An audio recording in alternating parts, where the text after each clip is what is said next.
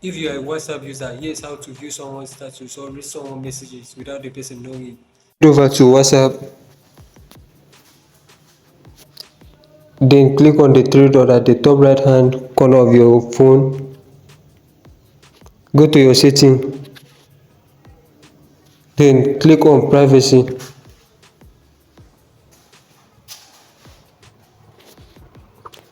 Then right here, toggle this read receipt, toggle it off. And as you can see, it's off.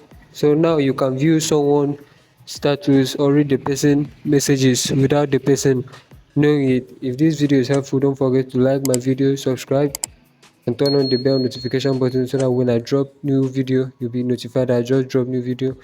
Share this video. Let me know your thoughts on the comment section.